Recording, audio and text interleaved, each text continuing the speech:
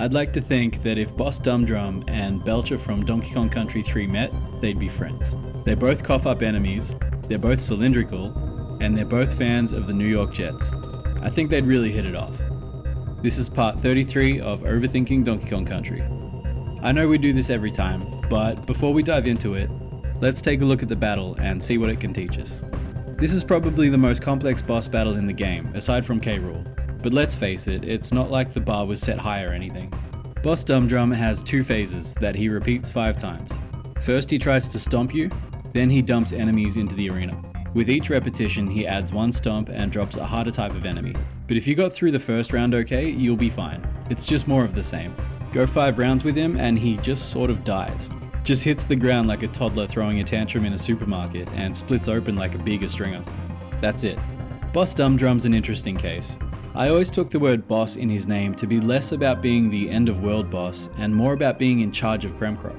The other bosses don't have boss in their name, so maybe that's why I made that distinction way back when I was a little kid. Thing is, he's mechanical, and if the Donkey Kong Country Player's Guide is anything to go off, he's not sentient either. He's blind and apparently can just sense when someone's in his lair. I don't exactly know how a non-sentient blind robot drum could run Kremkrok Industries. Maybe he was a sort of constant threat looming over the workers. Like, they were left to their own devices, but if things weren't running smoothly, they'd have to answer to him. I don't know.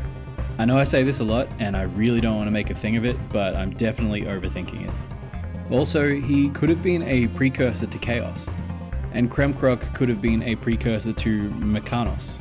I don't know if I'm saying that right. I really don't have much else to add to that. Mekanos seems like it's been around for a while, but it hasn't ruined the environment the way that Kremkrok has. Speaking of Kremkrok, I think it's time we finally got to the bottom of the question that I asked way back in Oil Drum Alley.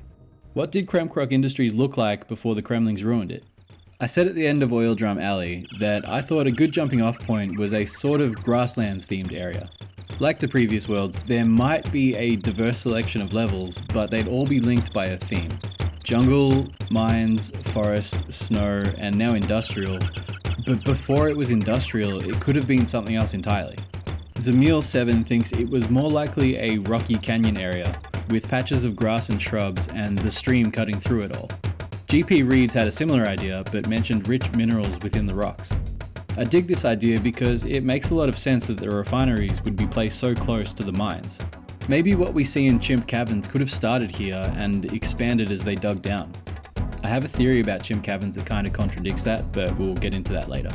Telephone Man's theory kind of backs that up as well. Albert thinks the area was probably a snow area, like Gorilla Glacier, but the pollution from the factories messed with the climate and caused it to heat up. I like this one for a few reasons. First, yeah, it makes a bunch of sense. It's not much lower in altitude than Gorilla Glacier, so it stands to reason it'd be cold. And I'm no scientist, but it makes sense to me that the smog and pollution could mess with the climate.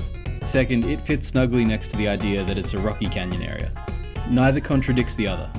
And like Gorilla Glacier, maybe certain times of the year it's under snow and certain times it's not. So, there seems to be a bit of a consensus here, and dare I say it, I think we've cracked the case. This area's theme, before it was turned into the industrial wasteland that we see today, was Lava World. Alright, Boss Dum Drum is done, and so is Kremkrok Industries. Probably my least favourite area of the game. Nothing really wrong with it, it's just, when I think of DKC, I think of nature. I don't really dig the idea of playing through industrial areas and toxic waste so much. It's fine, and in the context of the game it totally works, but yeah. Least favourite. We're getting real close to the end of the game now. To everyone still watching, everyone who waited so long between this episode and the last one, thank you so much for sticking with me. It truly means a lot.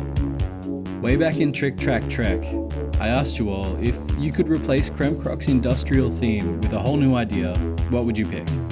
Before I go, I'd like to share everyone's ideas here. They're all pretty amazing, and I'd be so stoked to be able to play them. Maybe when the fan-made Donkey Kong Country 4 comes out, we might get a taste of what some of them could have been like. Until then, stay safe and I'll see you in Chimp Caverns.